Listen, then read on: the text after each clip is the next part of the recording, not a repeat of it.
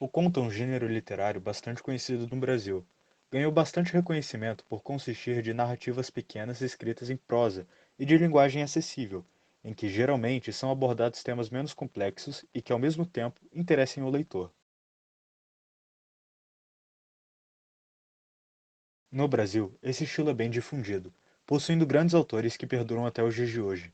Nesse trabalho serão apresentados alguns dos grandes e notáveis autores de contos que possuímos. São eles: Rubem Fonseca, Dalton Trevisan, Moacir Scliar e Lígia Fagundes Telles.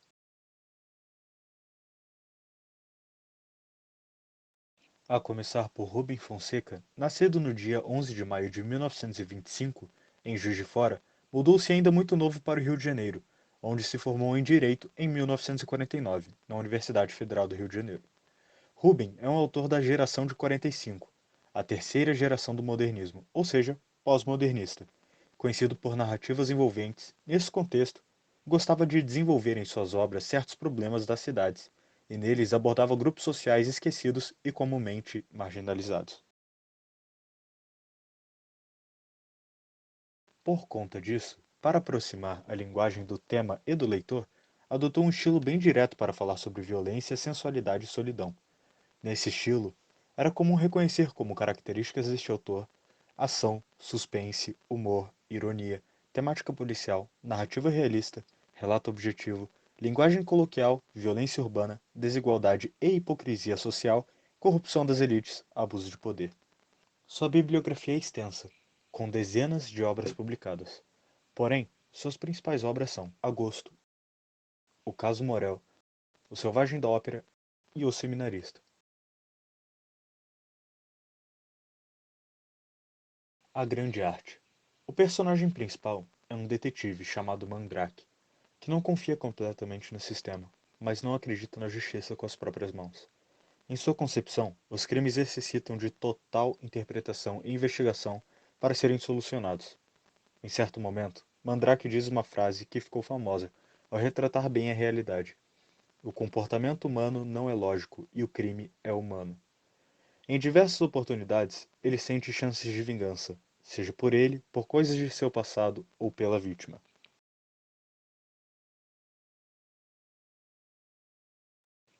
Agosto. Essa obra é embasada no famoso atentado da Rua Toneleiro, em que um jornalista e político chamado Carlos Lacerda, rival político e crítico de Getúlio Vargas, presidente no momento, sofre uma tentativa de assassinato na rua citada. Nessa mistura de ficção e realidade, o investigador Matos chega ao Palácio do Catete, e ao decorrer do conto surgem pistas e provas que incriminam então pessoas próximas a Getúlio.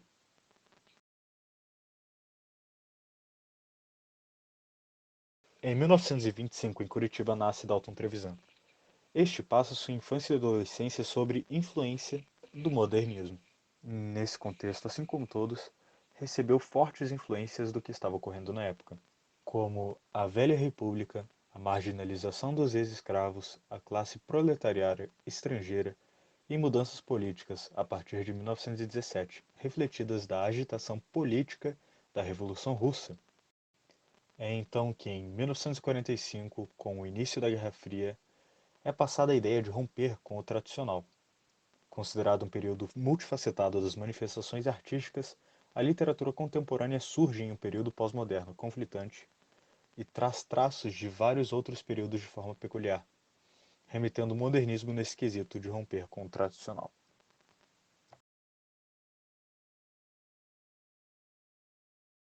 Dalton começou a publicar suas histórias ainda na faculdade. Postava as histórias em folhetos, até 1946, quando tomou a liderança de um grupo literário. A maioria das obras de Dalton apresenta características de Curitiba, seja pelo cenário quanto pelas características sociais. Possui escrita sintética e concisa com metáforas impactantes, e o uso de ironias que dão um tom sarcástico.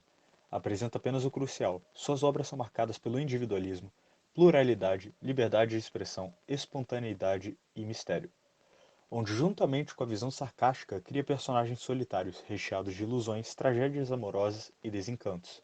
Possui vasta bibliografia, com dezenas de obras publicadas, sendo delas duas renegadas por ele.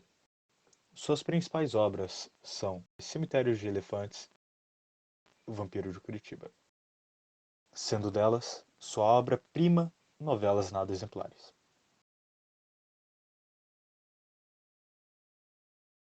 O Vampiro de Curitiba. O livro é uma união de contos, obviamente, todos se passam em Curitiba. Nos contos, a vontade do vampiro Nelsinho passa a ser representada pela libido, ao invés da tradicional sede de sangue, enquanto o cenário de Curitiba passa a ser representado por um lugar decadente, onde ele consegue se esconder e mover-se sem alardes. Nelsinho é o protagonista em cada conto. Apesar de não haver indícios de mais de um, Nilsinho comete infrações morais diferentes em cada, quase como se fosse inteiramente mau, ou deixando a crítica aos milhões de Nelsinhos no Brasil. Ele é uma pessoa que quer obediência, não questionamento. Toma o que, onde e quando de quem quiser, independente do motivo, irrelevantemente a qualquer questionamento. Seguindo a temática de seus contos, após alguns crimes por parte do protagonista, este passa a desdenhar da lei e dos oficiais. Isto apenas o libertou para que continuasse alimentando sua sede de prazeres carnais, independente dos obstáculos morais ou éticos, até tomar gosto pelos feitos particulares e aumentar a frequência sem remorso. Entre os atos de Nelsinho, nada apresse escapar, desde intrigas em relacionamentos a se aproveitar de idosas ou meninas carentes. Cemitério de Elefantes. Uma narrativa de diversos contos que seguem sua temática concisa, que exige atenção por parte do leitor. As histórias também são feitas em cenários curitibanos. Nela possui o conto Cemitério de Elefantes, que cuida de eventos e características de bêbados à margem do mundo moderno, mas os caracteriza como elefantes, devido aos hábitos, como a lentidão, falta de jeito e grotescos. Retrata atos dos bêbados, assim como da cultura curitibana, nesse contexto representado por pescadores que, de acordo com eles, os tratam como animais sagrados, provendo a comida e bebida suficiente para viverem, enquanto estes apenas se contentam com isso.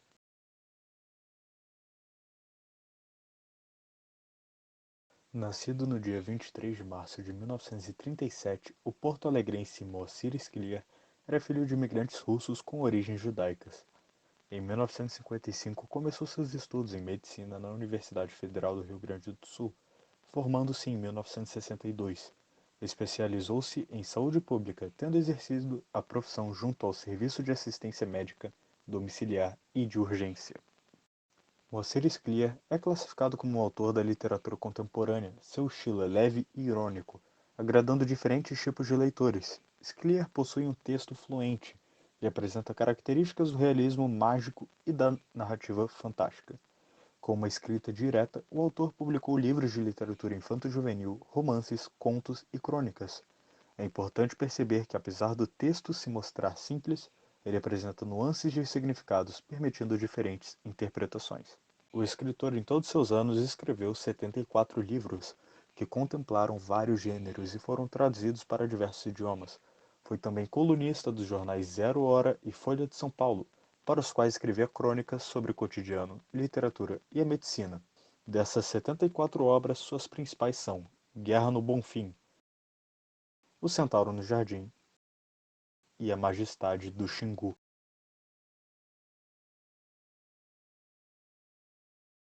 A Guerra no Bonfim. Scliar trata dos efeitos da Segunda Guerra Mundial sobre o bairro judaico de Porto Alegre. Publicado em 1972, é tecido pela rememoração de um menino judeu que narra preciosos momentos de sua infância no bairro Bonfim, na mesma época em que eclode a Segunda Guerra Mundial na Europa. Joel é o protagonista desta novela, que mistura realismo e fantasia.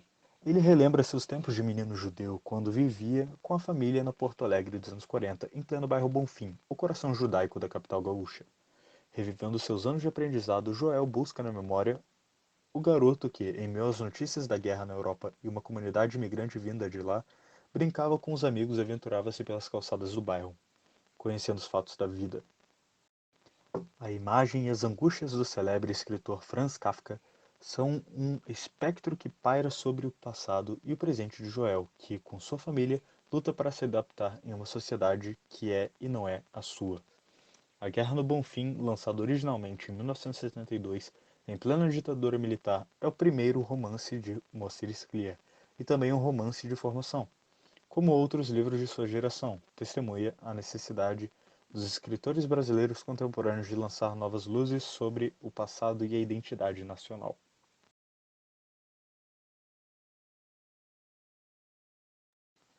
O Exército de um Homem Só.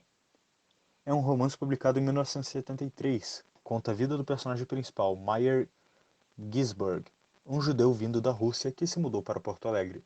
Meyer, um socialista, se torna capitão Birobidjan e tenta construir sua própria cidade, a Nova Birobidjan.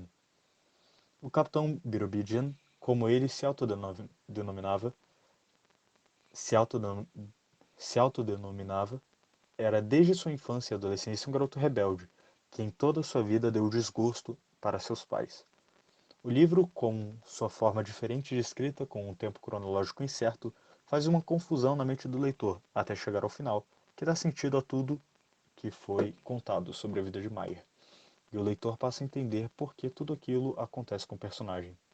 Com citações de outras obras e períodos de guerra, o livro se tornou mais cativante e, com o passar das páginas, mais interessante a cada ano a vida de Meyer retratada.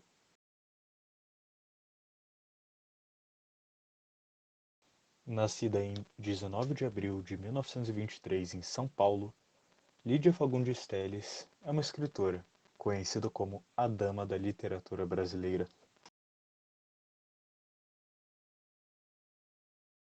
Lídia possui grande representação no pós-modernismo, retratando temas como a morte, o amor, a loucura e fantasia. Suas narrativas caracterizam-se por uma prosa intimista centrada na dimensão psicológica dos personagens e, algumas vezes, marcadas pelo realismo mágico ou fantástico, sem perder de vista a visão política e social de seu tempo, pois, como afirma a autora, sou uma escritora, uma testemunha deste nosso tempo e dessa nossa sociedade. A sinestesia é uma das principais figuras de linguagem utilizadas nos contos de Lídia. A cor verde é constantemente citada como referência à passagem da vida à morte. Às vezes, alude à esperança, à inveja e ao dinheiro. As variações linguísticas são também usufruídas como representação das personagens retratadas de acordo com seu nível social e com a situação da comunicação. Outros dois traços marcantes na literatura de Lídia são a ambiguidade e a ironia, presentes em Ciranda de Pedra, Antes do Baile Verde e As Meninas, nas quais o escritor estabelece os conflitos internos do homem vivendo em sociedade. Em seus romances, os personagens principais tendem a ser mulheres dotadas de um psicologismo intenso e de comportamentos muito marcantes, como Virgínia, de Ciranda de Pedra, Raíza, de Verão no Aquário, e Lorana, Lia e Ana Clara, de As Meninas. Essa recorrência poderia ser interpretada como um evidente engajamento feminista. O choque do desconhecido no cotidiano aparece em vários textos da escritora, o qual provoca um sentimento de dúvida, medo e ambiguidade. Entre os contos que lidam com o sobrenatural estão As Formigas, Natal, Na Barca e Noturno Amarelo. Algumas de suas obras foram adaptadas à televisão, cinema e peças de teatro. Suas principais obras são Ciranda de Pedra, Antes do Baile Verde e As Meninas.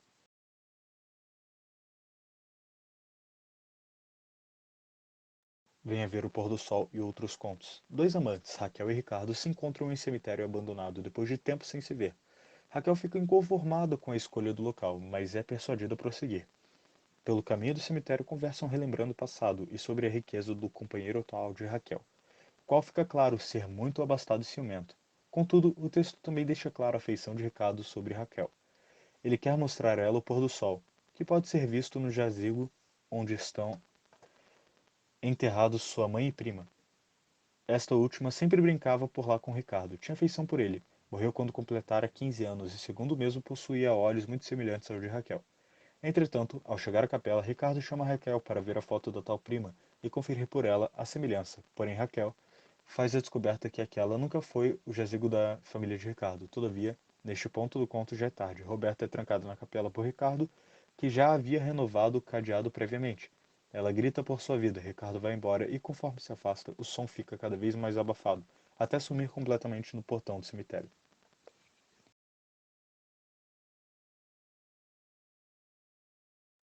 A estrutura da bolha de sabão. A estrutura da bolha de sabão, narrada em primeira pessoa, se trata da história de uma mulher que reencontra seu marido e é atual por acaso em um bar.